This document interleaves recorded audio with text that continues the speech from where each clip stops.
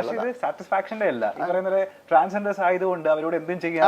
അത് കാരണം പറയുന്ന ഇതാണല്ലോ, ഞാൻ ഹാപ്പി ആയില്ല എന്നായിരിക്കും കാരണം പറയുക, അല്ലെങ്കിൽ വേറെ എന്തെങ്കിലും കാരണം പറയും, നിങ്ങൾ ട്രാൻസ് അല്ലേ, നിങ്ങൾക്ക് ഇങ്ങനെയല്ലേ ഫിസിക്കൽ കണ്ടീഷൻ, അതുകൊണ്ട് തരുന്നില്ല എന്ന രീതിയിൽ പറഞ്ഞേക്കാം.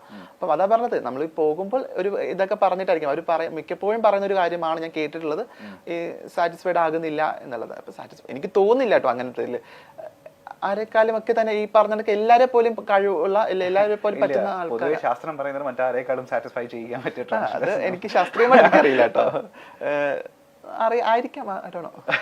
അങ്ങനെ ഈ 7ാം ക്ലാസ്സിൽ പഠിക്കുമ്പോഴല്ലേ കൂട്ടമായിട്ട് വന്നിട്ട് നമ്മൾ ഫിസിക്കലി ഒരു 8ാം ക്ലാസ് ഒക്കെ പഠിക്കുന്ന സമയത്താണ് ക്ലാസ് മുറിയിൽ 8 സ്റ്റുഡൻസിന് ഫിസിക്കലി ഒരു ഗ്യാങ് റേപ്പ് നേരിടേണ്ടി വന്നിട്ടുണ്ട്. അത് ക്ലാസ്മേറ്റ്സ് ആണോ ചെയ്തത്? ആ ക്ലാസ്മേറ്റ്സ് ആണ്. റിയാക്ട് ചെയ്തില്ലേ ആ സമയത്ത്? 8 പേരെ അടുത്ത് ഒരു മാൻ പവർ എന്നല്ല, നമുക്ക് പറ്റില്ല, ഒരു ഫിസിക്കൽ പവർ എനിക്ക് ഉണ്ടായിരുന്നില്ല അവരെ റിയാക്ട് ചെയ്യാൻ. കരയുന്നു, നിലവിളിക്കുന്നു, അതൊക്കെ എനിക്ക് നല്ല ഓർമ്മയുണ്ട്. ആ ദിവസം എനിക്ക് ഇപ്പോഴും ഓർമ്മയുണ്ട്. എൻ്റെ ബാഗൊക്കെ ഇങ്ങനെ തറയിൽ നിന്ന് വീഴുന്നതും എൻ്റെ ഡ്രസ്സ് ഇങ്ങനെ ഊരുന്നതൊക്കെ എനിക്ക് നല്ല ഓർമ്മയുണ്ട് ആ ദിവസം. ഞാൻ ഒരിടത്തും ആ വിദ്യാർത്ഥികളുടെ പേരൊന്നും പറയാൻ ഒരിക്കലും ആഗ്രഹിക്കുന്നില്ല. തെറ്റുകൾ ചെയ്യപ്പെട്ടിട്ടുണ്ട്, തിരുത്തപ്പെടുക തന്നെ ചെയ്യും എന്നാണ് ഞാൻ വിശ്വസിക്കുന്നത്. ക്ഷമയൊക്കെ ചോദിച്ചിട്ടുണ്ട് അതിന് ശേഷം, മീൻസ് ഇപ്പം എന്നില്ല, റീസെന്റ് അതൊക്കെ ക്ഷമ ചോദിച്ചിട്ടുണ്ട് ആൾക്കാർ. എങ്കിലും മറക്കാൻ പറ്റാത്തൊരു ദിവസം തന്നെയായിരുന്നു അതെന്നുള്ളതാണ്. ഇപ്പൊ ടീച്ചേഴ്സിന്റെ അടുത്ത് ചെന്ന് ഈ ഞാൻ അതിന് മുൻപ് തന്നെ ടീച്ചേഴ്സിന്റെ അടുത്ത് പല കാര്യങ്ങളും പറഞ്ഞപ്പോൾ എനിക്ക് പോസിറ്റീവ് സാധനം കിട്ടാത്തതുകൊണ്ട് തന്നെ ഞാൻ പറഞ്ഞിട്ടില്ല എന്നുള്ളതാണ്. ഈ ഇൻസിഡന്റിനെ പറ്റി പറഞ്ഞിട്ടില്ല. വീട്ടിലും പറഞ്ഞിട്ടില്ല. ഞാനൊരു 2 ആഴ്ചയോളം ഞാൻ ട്രോമയിലായിരുന്നു. ട്രോമ കാണിക്കാൻ പറ്റില്ലല്ലോ നമുക്കൊരിക്കലും. അത് ഈ പറയുന്ന ഒരു 13-14 വയസ്സിലല്ലേ സംഭവിക്കുന്നത്. ഇപ്പൊ സ്കൂളിലൊക്കെ പോയിട്ട് അല്ലെങ്കിൽ ഒരു വേദികളിലൊക്കെ പോയിട്ട് പ്രസംഗിക്കുന്ന ആളല്ലേ, അപ്പം പറയാറുണ്ടോ അതായത് ടീച്ചേഴ്സിന്റെ ഈ? നിരന്തരം പറയാറുണ്ട് ഞാൻ ടീച്ചേഴ്സിന്. കാരണം നമുക്ക് ക്ലാസ് മുറിക്കകത്ത് ഭയങ്കര നാളത്തെ സൊസൈറ്റി ഉണ്ടാക്കാൻ പറ്റുന്നുള്ളത് വലിയ സത്യമാണ്. അപ്പോൾ ക്ലാസ് മുറിയിൽ ഇരിക്കുന്ന കുട്ടികളടുത്ത് പറഞ്ഞ് പഠിപ്പിക്കേണ്ടത് അധ്യാപകരാണ്. നമ്മൾ അധ്യാപകർക്ക് ഇത്തരം വിഷയങ്ങളെ പറ്റി ധാരണ ഇല്ല എന്നുള്ളതാണ് വേറൊരു സങ്കടം. നമ്മൾ ഇതിനൊക്കെ ഏറ്റവും യൂസ്ഫുൾ ആകുന്ന ഒരു കാര്യം സെക്സ് എഡ്യൂക്കേഷൻ കൊടുക്കുക എന്നുള്ളതാണ്. അത് വിദ്യാർത്ഥികൾക്ക് കൊടുക്കുന്നതിന് മുൻപ് അധ്യാപകർക്ക് കൊടുക്കണം എന്നുള്ളതാണ്. അധ്യാപകർക്ക് പറഞ്ഞു കൊടുക്കണം എന്താണ് എന്നുള്ളത്, എന്താണ് ഈ ബാഡ് ടച്ചും ഗുഡ് ടച്ചും, ഇല്ല എന്താണ് സെക്സ്, എന്താണ് ജെൻഡർ, സെക്ഷുവാലിറ്റി ഒക്കെ പറഞ്ഞ് പഠിപ്പിക്കണം. അങ്ങനെ പറഞ്ഞ് പഠിപ്പിക്കുകയാണെങ്കിൽ ഒരു പക്ഷെ തിരുത്തപ്പെടാം. എങ്കിലും അധ്യാപകർ മനസ്സിലാക്കേണ്ട ഒരു കാര്യമുണ്ട്, വിദ്യാർത്ഥികളാണ് അവര്, ആണല്ല പെണ്ണല്ല, അതിനപ്പുറത്തേക്ക് അവർ വിദ്യാർത്ഥികളാണ്, അവർ മനുഷ്യരാണ്. അവർക്ക് എന്തെങ്കിലും ഉപദ്രവം ഏൽക്കുമ്പോൾ അത് മറ്റുള്ളവരെ അതെങ്ങനെ റിയാക്ട് ചെയ്യണം എന്നുള്ള കൃത്യമായുള്ള ബോധം ഉണ്ടാവണം. അതിന് ജെൻഡർ നോക്കുന്നത് ഭയങ്കര ബുദ്ധിമുട്ടാണ്. ഇത് എനിക്ക് മാത്രം സംഭവിച്ച വിഷയങ്ങളൊന്നും അല്ല, പലർക്കും സംഭവിച്ചിട്ടുണ്ട് എന്നുള്ളതാണ്. ഞാൻ ചോദിക്കട്ടെ, ഇപ്പോൾ നമ്മളിപ്പോൾ കുറച്ച് ഫെമിനിൻ ആയിട്ടുള്ള ഒരു നടത്തം ഉണ്ടെങ്കിൽ, അല്ലെങ്കിൽ ഫെമിനിൻ ആയിട്ട് നമ്മൾ സംസാരിക്കുന്നുണ്ടെങ്കിൽ, ഈ പറയുന്ന നാട്ടുകാർ ആയിട്ടുള്ള കുറെ വൃത്തികെട്ടന്മാരെ നമ്മുടെ ചൂഷണം ചെയ്യാൻ താല്പര്യമുണ്ട്, സാധ്യതയുണ്ട്.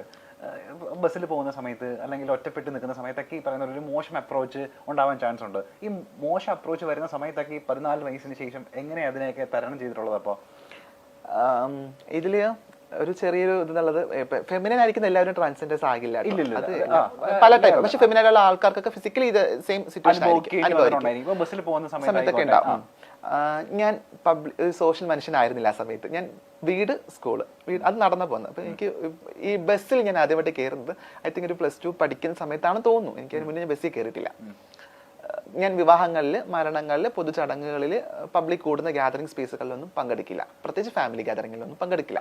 പങ്കെടുത്ത ഞാനാകും അവിടുത്തെ ഒരു വലിയ ടോപ്പിക് എന്നുള്ളത് നല്ല ബോധമുണ്ട്. അപ്പം കളിയാക്കാനും ആൾക്കാർക്കൊക്കെ എന്തെങ്കിലുമൊക്കെ ചെയ്യാൻ. പക്ഷെ എന്നും പറഞ്ഞ് എനിക്ക് അങ്ങനത്തെ മോശം അനുഭവം ഇല്ലായികയില്ല. എങ്കിലും ഈ പോകുന്ന ഇടങ്ങളിൽ സെക്ഷുവലി ഉള്ള ഒരു ടോക്ക് ഇല്ലെങ്കിൽ സെക്ഷുവലി ആയിട്ടുള്ള ഒരു അപ്രോച്ച് ഒക്കെ ഉണ്ടായിട്ടുണ്ട്. അതൊക്കെ കുട്ടിയല്ലേ, പിന്നെ നമുക്ക് കുട്ടിയാകുമ്പോൾ ഓടാനും ചാടാനൊക്കെ കുറച്ചുകൂടി ഇതുണ്ട്. അപ്പം റിയാക്ട് ചെയ്യാനുള്ള പവറൊന്നും ഇല്ല. ആ സിറ്റുവേഷനെ ഒന്ന് സ്കിപ്പ് ചെയ്ത് വിടും എന്നുള്ളത്. ഒരിടത്തും ഒരു പരാതിയും പറയാത്ത ആൾക്കാരാ. പറയാനുള്ള ധൈര്യം ഇല്ല, പറയാൻ പറ്റാറില്ല. എനിക്ക് എപ്പോഴും ഓർമ്മയുണ്ട്, ഞാൻ +2 അങ്ങനെ പഠിക്കുമ്പോൾ ഞാൻ എൻ്റെ ഫ്രണ്ട്സിൻ്റെ അന്ന് അങ്ങനെ നിർബന്ധിക്കപ്പെട്ടൊരു ദിവസം, ഫ്രണ്ട്സിനോട് ഇങ്ങനെ പുറത്ത് പോകണം എന്ന് ഇങ്ങനെ ഫ്രണ്ട്സൊക്കെ നിർബന്ധിച്ചൊരു ദിവസം ആണ് തോന്നുന്നു. അപ്പം ഇങ്ങനെ പോയ സമയത്ത് എന്നൊരു ആളിങ്ങനെ ഈ പറഞ്ഞ സെക്ഷുവലി ഇങ്ങനെ സംസാരിച്ചു. ഇയാൾ ഭയങ്കര ഫെമിനൈൻ അല്ലേ, മറ്റേതൊക്കെ ആയിരിക്കും, മറ്റൊരു വേർഡ് യൂസ് ചെയ്ത് മറ്റേതായിരിക്കും, ഇങ്ങനെ കിട്ടുമോ എന്ന രീതിയിലൊക്കെ. അപ്പൊ ഞാൻ ഇത്രയും ഫ്രണ്ട്സിൻ്റെ ഇടയിൽ നിൽക്കുക. അപ്പൊ നമ്മൾ എന്താ ചെയ്യുക, ഫ്രണ്ട്സ് അപ്പം നമ്മളെ സപ്പോർട്ട് ചെയ്യുന്നു നമ്മൾ കരുതും. അവിടെ അതല്ല സംഭവിച്ചത് എന്നുള്ളതാണ്. ആ ഫ്രണ്ട്സ് തിരിച്ച് അതെ, അതൊരു ഇങ്ങനെയൊക്കെ ഉണ്ടാകുക എന്നുള്ളത് നമ്മൾ സ്വയം നമ്മൾ ചിന്തിക്കുമ്പോൾ നമുക്ക് ഒട്ടും പറ്റില്ല അങ്ങനത്തെ സിറ്റുവേഷനൊക്കെ എങ്ങനെ ടോളറേറ്റ് ചെയ്യുന്നുള്ളത്. അതൊക്കെ ടോളറേറ്റ് ചെയ്യേണ്ടി വന്നു എന്നുള്ളതാണ്. ഈ നേരം കടന്നു പോകും എന്നുള്ളതായിരുന്നു. ഈ ട്രാൻസ്ജെൻഡർ ആവാൻ പോയതിനു ശേഷമുള്ള ഒരു ജീവിതം ഉണ്ടല്ലോ, അതായത് ഈ മമ്മിയുടെ കൂടെയാണ് അപ്പൊ താമസിച്ചതൊക്കെ, സർവൈവ് ചെയ്തതൊക്കെ അവിടെ നിന്നിട്ട് തന്നെയാണ്. അപ്പൊ എത്ര കാലം അവരുടെ കൂടെ താമസിച്ചു?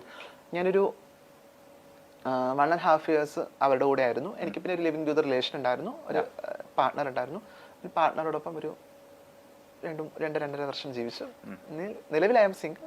ഞാൻ ഒറ്റയ്ക്ക് ഇൻഡിപെൻഡന്റ് ആയിട്ട് ജീവിക്കുന്നു. ഇപ്പം എനിക്കൊരു ഫാമിലിയൊക്കെ ഉണ്ട്, ചൂസിങ് ഫാമിലിയൊക്കെ ഉണ്ട്. എനിക്കിപ്പോൾ ഞാനൊരു ഫ്രണ്ട് സർക്കിളിനകത്ത് ജീവിക്കും, ഭയങ്കര കംഫർട്ടബിളാ. ഈ ഫ്രണ്ട് സർക്കിളിന്റെ കാര്യം പറയുമ്പോഴേ എപ്പോഴൊക്കെ കണ്ടിട്ടുണ്ട് അപ്പോഴൊക്കെ നമ്മളുടെ കൂടെ ഒരാളുണ്ടായിരിക്കും. ശ്രുതി സിത്താരയായിട്ടപ്പോ ഇത്രയും സൗഹൃദം വരുന്നത്? ഞാൻ ശ്രുതി വളരെ, ഞാൻ തുടക്ക സമയത്ത് ഞാൻ പറഞ്ഞ ശ്യാമയുടെ കൂടെ താമസിക്കുന്ന സമയത്ത് തന്നെ ഞാൻ ശ്രുതിയായിട്ട് അപ്പം കാണുന്നുണ്ട്. ഞങ്ങളപ്പം ഒരു കൂട്ടൊന്നുമില്ല, ഞങ്ങൾ രണ്ട് വ്യൂ പോയിന്റ് ഒക്കെ ഉള്ള ആൾക്കാരായിരുന്നു. അപ്പം പിന്നെ പതിയെ ഞങ്ങൾ ഭയങ്കര ഫ്രണ്ട്സായി. ഇപ്പം നല്ല ഫ്രണ്ട്സാണ്. ഇപ്പം ഞങ്ങളൊരു 4 പേര് അടങ്ങുന്ന ഒരു ഗ്യാങ് ഒക്കെയാണ്. ഞാൻ, ശ്രുതി, ദയ, സാദിയ എന്ന് പറയുന്ന. അപ്പം നമ്മൾ ഒരാൾ അറിയുന്ന ആൾക്കാരാണെങ്കിൽ 4 പേരും അവർ അറിയും എന്നുള്ളതാണ്. കാരണം നമ്മൾ എല്ലാ ഇടങ്ങളിലും 4 പേരെയും സംസാരിക്കുന്ന, അല്ലെങ്കിൽ ഇപ്പൊ സ്റ്റാറ്റസ് ഒക്കെ നോക്കിയാൽ ഒരാളെ മാത്രം ഒരുമിച്ചായിരിക്കും, കൂട്ടായിരിക്കും. അങ്ങനെ 2023 ഭയങ്കര കിടിലം വർഷമാവട്ടെ. അതിന് മുൻപായിട്ട് ഞാൻ ഇനി കുറച്ച് ആൾക്കാരുടെ പേര് പറയാൻ പോവാണ്.